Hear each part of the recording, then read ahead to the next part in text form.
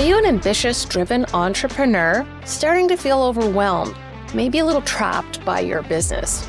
Well, I have a solution for you. It is the 5-day Bottleneck to Breakthrough Challenge, where in an hour a day, we will give you the roadmap, the blueprint, the treasure map to where you can find yourself with more free time, more freedom of money, and a more valuable business. Hope to see you soon. www.bottlenecktobreakthrough.com.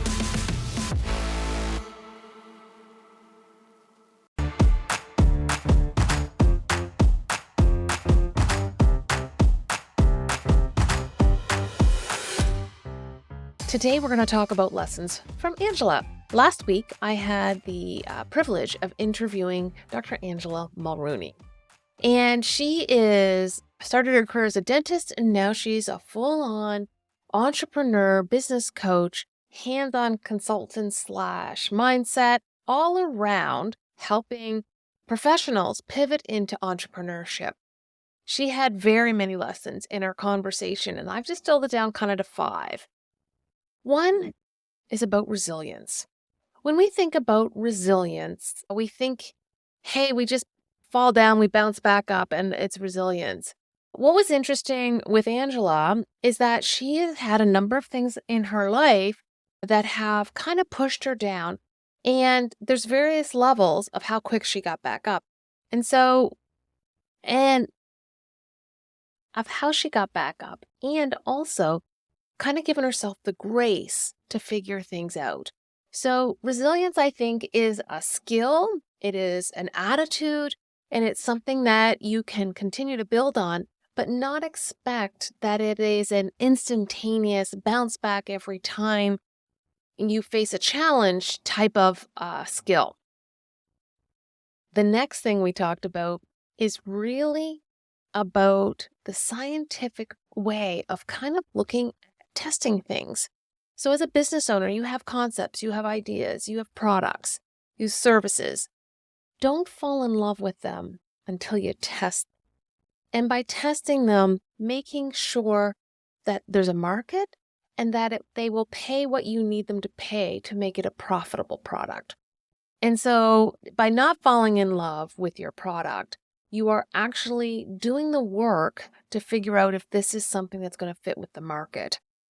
And that is so important. There's so many people who spend so much time perfecting a product, making sure everything is sorted out from A to Z without testing it, and then finding out that, somewhere around step B, it needs to be shifted or changed just a little. When you are testing results on social media, because social media is actually a great place to test your products and see what people are resonating with. And the key here, I believe, is having good calls to action so that you can actually measure the things that matter. When we think about engagements and shares and comments, those kinds of results are really almost vanity. And if you want something to put dollars in your pocket, having something that people engage with but do nothing else with isn't going to help you build a profitable business. And how to stay focused. So when you look at someone like Angela, she had a vast and very diverse skill set.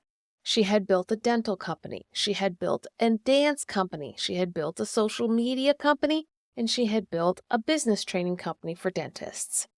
So in each of those verticals, so many different skill sets that had been developed and honed and made to be very, very working and getting the results that people wanted and needed from her. So what happened with Angela is she had done all these different things and kind of fallen prey a little bit to having multiple businesses and, kind of that allure of having all these things on the go.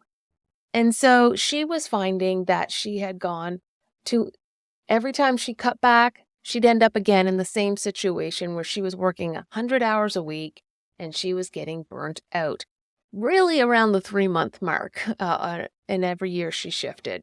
So how did she get out of that trap of working way too much? She went through an exercise, I'm going to call it the 3 big things.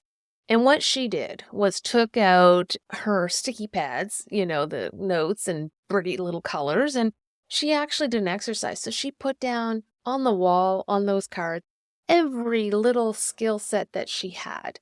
She put them all out there so that it was like a big mural of sticky pads. And then what she did, slept on it, got up and started classifying. And she was able to figure out, what do I really like to do? So she kind of took I think I can make money off that, out of the picture at the first outset. It was just, what do I like to do? And when she did those things, she came up with basically 3 areas. And these were her zones of genius. This is where she had big impact. She had tons of energy in a nice, stable way that was able to, make an impact, and that she would be able to enjoy her day more.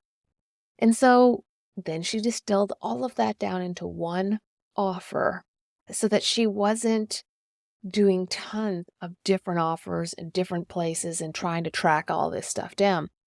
And so when she realized through her testing that this was going to work, of course, what happens is we get our shiny blingy things, our squirrels. They come and they show up, and we are like, oh, how do you avoid those? Well, she actually would do is anytime something came up in the peripheral with an idea, she went back to the basics. Here are my 3 zones of genius that I want to play in. Does it fit or not? And if it doesn't, it had to go.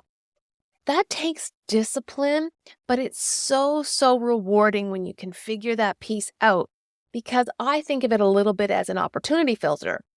Either something is getting you into your zone of genius and closer to what Angela and I called your ideal day, where you're working less, perhaps, and doing the things that really give you energy.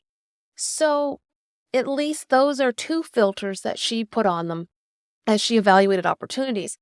And that takes a lot of stress off you when it comes to, there's an idea. Well, does it help me with my ideal day? And does it help me stay in my zone of genius in those 3 areas that you've already identified? And it makes it so easy. It's yes or no. And so that was really helpful. And also learning to say no. And so I like the Oprah quote, no is a complete sentence. And I think sometimes we fall into that trap of feeling we have to rationalize why we're saying no. And it's very, very easy to do. But if you can keep that focus on those 3 areas of genius and the offer that you want to do, it will simplify your life, which of course makes it so much easier to have a more ideal day. And finally, we talked about the importance of scheduling. Angela has her ideal day mapped out from the time she wakes up until she goes to bed. And the reason she did this is so that she was always reminded of, hey, it's time to do this, it's time to do that. And she had really good boundaries around that, making sure she was living her ideal day as much as she possibly could. We all know there's going to be days and things that happen that will take us off track sometime. But having that metric, that almost that blueprint of what an ideal day looks like or an ideal week looks like, that allows you to then reset, get back in touch with that ideal day and do that piece. And so the other thing we talked about is gremlins, the other people that are going to try, the voices in your head that will try and drag you offside. Angela recommended we name our gremlins and have really good talking tos when they're trying to drag us offside. And so I think that there were so many good lessons from that podcast, really around how to structure ourselves. And she's an example of living it, because she went from 100 hours a week to 12 hours a week, and she 17 times her hourly rate. So it is possible, and I invite you to contemplate how can you build your ideal day. And that is the real bottom line.